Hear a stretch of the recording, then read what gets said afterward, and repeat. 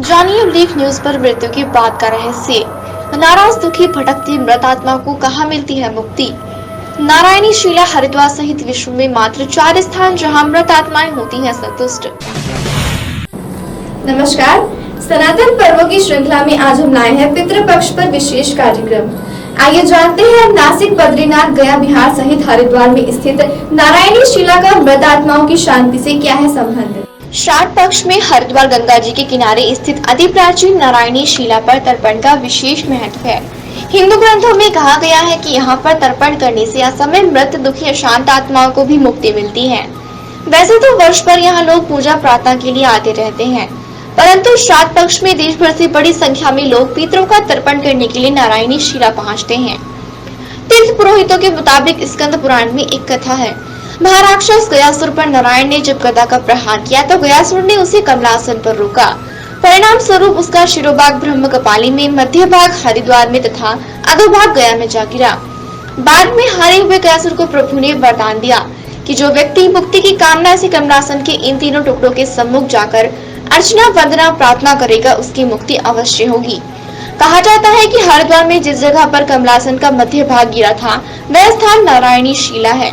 हर साल श्राद्ध पक्ष में देश भर से लोग नारायणी शिला पहुंचते हैं और विधि विधान से तर्पण कर अपने पितरों की मोक्ष की कामना करते हैं। इसके साथ ही पितृ विसर्जन के दिन यहाँ पर विशाल मेला लगता है। पितृ विसर्जन अमावस्या पर नारायणी शिला पर श्रद्धालुओं की भारी भीड़ लगती है।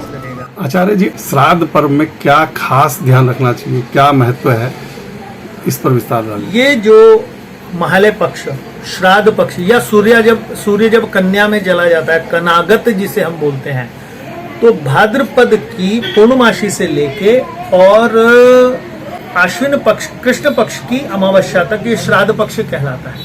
ये 16 दिन का वो समय है जिसमें हमारे पूर्वज, पिता, बाबा आदि जो शरीर छोड़ चुके हैं वो हमारे घर पर अपनी तिथियों पे पधारते हैं और हमसे अपनी जो श्रद्धा है वो श्रद्धा चाहते हैं।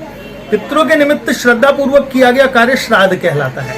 आपने श्रद्धा से गाय को भोजन कराया, आपने गौदान की, आपने शैया दान की, आपने ब्राह्मण भोजन कराया, तर्पण किया, पिंडदान किया, स्वर्ण दान किया, जो भी कार्य श्रद्धा से पितरों का नाम लेके किया गया वो श्राद्ध कहलाता है।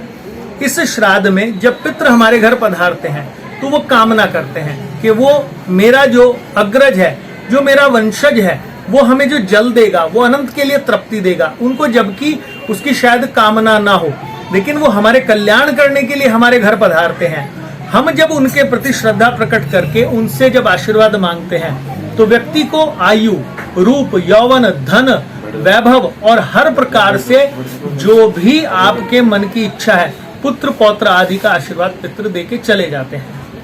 और जो मदवश या किसी धारणा के वश या देश काल परिस्थिति वश श्राद्ध नहीं करता, वह व्यक्ति अपने पितरों का श्राप खाता है। उसको पितृ श्राप देके जाते हैं कि जैसे तूने मुझे जल नहीं दिया उसी प्रकार तेरे परिवार में कोई जल देने वाला ना आए। अर्थात पुत्र उत्पन्न ही नहीं होते, संतान बाधा उत्पन्न हो जाती है, शरीर में रोग उत्पन्न हो जाते हैं और ये समझ लीजिए सुख के साधन होते हुए भी सुख नहीं होता।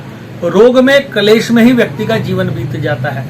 और जो व्यक्ति श्रद्धा पूर्वक अपने पितरों के निमित्त श्राद्ध करता है उसके भाग्य में न भी हो तो पितृ नारायण को विवश कर सकता। आपको आशीर्वाद देने के लिए इसको पुत्र दीजिए, इसको पौत्र दीजिए, इसका स्वास्थ्य अच्छा रखिए।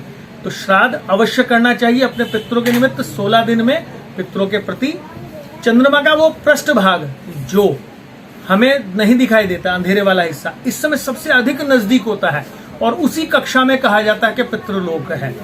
तो सबसे अधिक नजदीक पितृ ही है इस समय हमारे। कल से अगले 16 दिन अपने पितरों का आशीर्वाद लें और अपने जीवन को धन्य बनाएं। आचार्य जी, पितृ पक्ष में क्या विशेष नियम रखे जाए, क्या सावधानी की जाए, पितृ नाराज ना हो, इसके लिए क्या विशेष कार्य किए जाने चाहिए?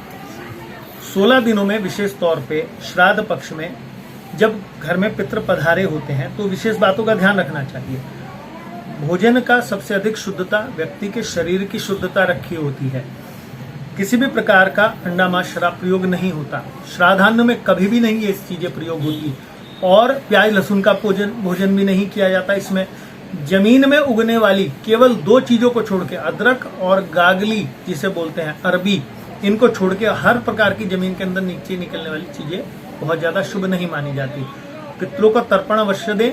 यदि उनकी तिथि का ज्ञान नहीं है तो अमावस्या के दिन दें।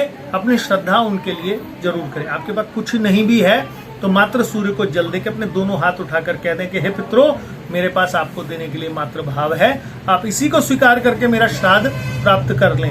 आप अगले 1 वर्ष के अंदर इतने धनी अवश्य हो जाएंगे कि विधि पूर्वक अपने पितरों को जल दे पाए।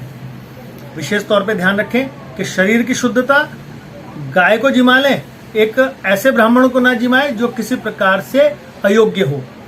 बहुत बड़ी बात कही गई है कि श्राद्ध कल्प में वर्णित है स्पष्ट कि अयोग्य ब्राह्मण, एक से अधिक स्थान पर भोजन करने वाले ब्राह्मण तक को निमंत्रण नहीं देना है। अगर आपके पास ऐसा ब्राह्मण सुलभ नहीं है या देश काल परिस्थितिवश जैसा संक्रमण काल है, कोरोना के लिए ब्राह्मण नहीं उपलब्ध हो, गाय को खिलाएं। अपनी बहन के बेटे को, बेटी के बेटे को, उसके तो दर्शन करते ही पितृ अति प्रसन्न हो जाते हैं। कुतप शब्द में 8 चीजें हैं जिसमें एक देवता है। उसके दर्शन करते ही पितृ तृप्त अनंत काल के लोग के आशीर्वाद देके आपको जाते हैं। इस बात का विशेष ध्यान रखें कि शुद्धता चरित्र की भी रहे, आचरण की भी रहे और भोजन की भी रहे। पितृपक्ष की चतुर्दशी और सर्वपितृ अमावस्या के दिन श्रद्धालुओं की आस्थाओं ने नारायणी शिला पर शीश झुकाने ले आती हैं। गया विष्णुपद मंदिर, बद्रीनाथ में ब्रह्म कपाली और हरिद्वार में नारायणी शिला पर श्राद्ध की अनुष्ठान की परंपरा है। आशा है उल्लेख न्यूज के दर्शकों को ये विशेष कार्यक्रम पसंद आया होगा। इसी प्रकार हरिद्वार और देवभूमि उत्तराखंड की धार्मिक रहस्यों को जानने के लिए देखते रहिए उल्लेख न्यूज। जय श्री नारायण।